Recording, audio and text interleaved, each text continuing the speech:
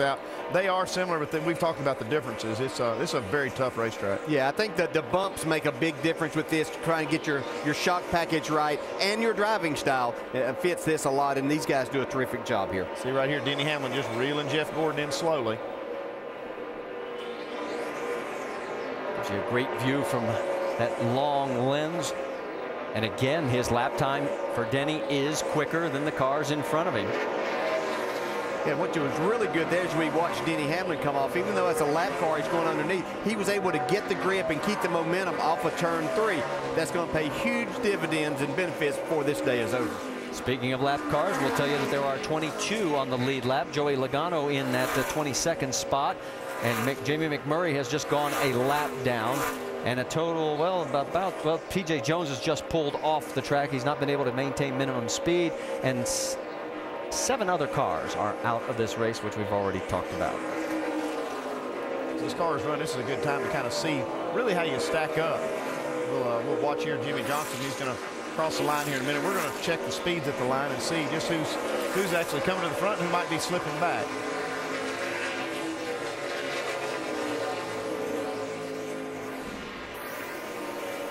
This time by the stripe as we're working lap 91. 160 miles an hour is the baseline so far. Gordon's a little quicker than Jimmy. And on that lap, Denny Hamlin is 3rd quickest. See a lot of cars working some traffic. There's Jeff Burton out with the fastest lap so far by the line. Can we look at all of those, all 4 of those top, the 1, 2, 3, 4. Now we look at the speeds right there. That's within a 1/10 of a second of each other as far as the lap time goes, from a 56.17 to a 56.26 for Denny Hamlin. And did you notice how Kevin Harvick has now sort of quietly moved from 11th up to 9th? And right now, Jeff Burton, who's currently running 4th, as you can see, he wants to be a player in this mix as well. So it's Johnson, Gordon, Hamlin, Burton, and Juan Pablo Montoya, your top 5, as we are approaching the halfway mark here at the Pennsylvania 500, presented by Aaron's.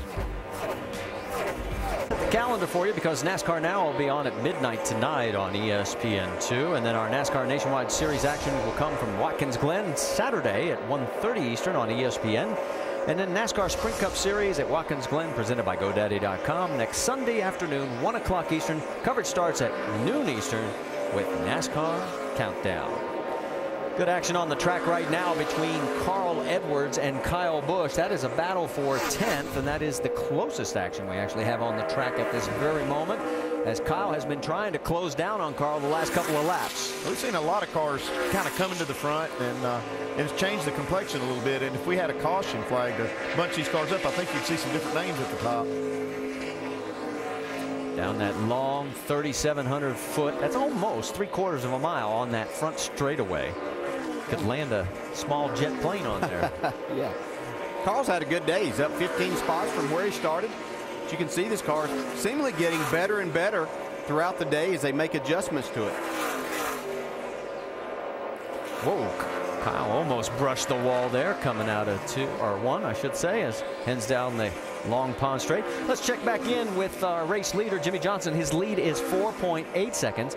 Moving a little bit further back, Jeff Gordon is in 2nd, then Denny Hamlin.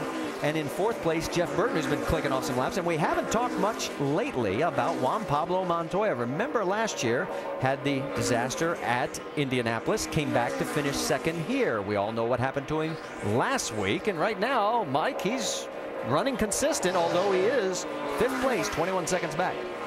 Well, Marty, he has been running consistent, but he's not necessarily happy with what's going on with the race car. As you recall, at the beginning of our show, we documented the fact that these crew chiefs were going to have to be chasing the racetrack with the fluctuating weather conditions. That's been the case for the 42 team and crew chief Brian Patty. The car not exactly where it was about a half hour ago when this racetrack was covered with clouds.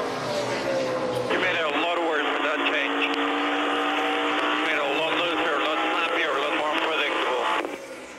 Sun is out. And while the sun has had an ill effect on the 42 car, well, there's the opposite side of the spectrum too. There are some teams out here where the sun is actually helping them. You'll remember we talked about Brad Keselowski really struggling today. He came on the radio not too long ago saying the sun has really helped them, and then all of a sudden he feels pretty racy. Well, he better get racy because he's the next car to go a lap down, 21st place, 54 seconds behind the race leader. Joey Logano has just gone a lap down as we continue to watch Montoya here. Are you noticing anything, guys, on the way he's handling the car? Well, I mean, the track's definitely changing, and that's kind of the responsibility of the crew chief there to, you know, he's out here, he can see the track conditions are changing and tries to remind him of that and keep that in mind so when they do call for changes, he knows that that's a factor. Yeah, and that sun comes out. He was talking about it made the changes made it snappy loose. I'm sure that those changes, along with the sunshine getting there in a slicker track, has helped to kind of accentuate that problem for him, and they'll be ready to make another adjustment. Earlier in countdown, Juan Pablo Montoya was quoted as saying, "Hey, last week was over, but Brian Patty said, I'm going to be living with this for a long time." When you were a crew chief, Andy, how long did it take you to get over the big disappointment races? I'm still not over some of the losses. And the Daytona 500, which I never won as a crew chief. So, you know, if Brian Patty doesn't win that race as a crew chief, it'll haunt him for a long time, I promise. Yeah, and as a driver, you know, I know that we're all wired a little bit differently, and if Montoya can pass that off and put that behind him and move on, that's great. I'm telling you that 99% of the others out there can't do that. 9 cars as we continue to watch Montoya are officially out of the race now. Todd Bodine came out for a few more laps. He has now parked it. He'll finish in 37th position. Let's check in once again with David Bruderman. A couple of races ago at Chicago, he was the race winner. Whoa, the 83 getting a little tail happy right in front of him there. As you can see, there's his cycle right now, as Ruderman is 16th. Of course, that 83 of Sorensen, we should tell you, is a lap down in 29th.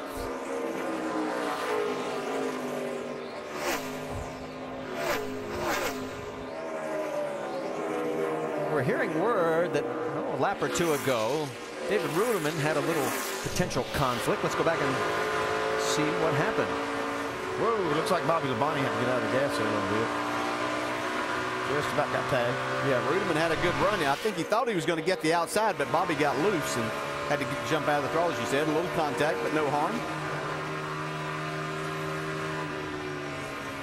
See how hard he gets on the brakes going into one. Now you can see the big speed difference. It was 200 miles an hour just about at the end of the straightaway, down to 125 miles an hour basically. So, wow, look at that thing get out of shape. Gassing it up. But a lot of speed difference, you know, between entering turn 1 and exiting. Down the Long Pond straight into the tunnel turn, again on the brakes. Through to the chute.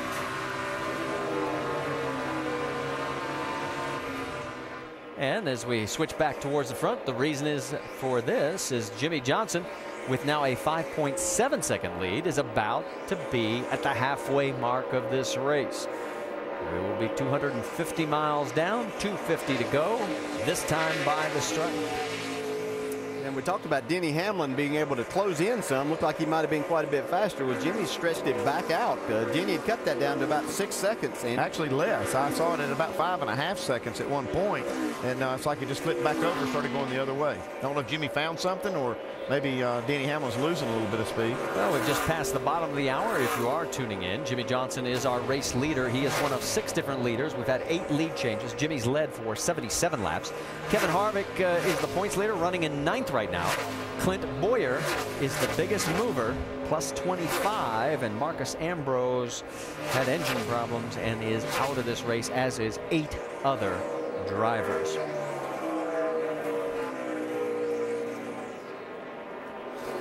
You know, last week was a down for Jimmie Johnson, obviously, at the Brickyard 400. He's had a few of those, as well as some ups. He talked about it with us. I know what our team is capable of. I know what I can do behind the wheel.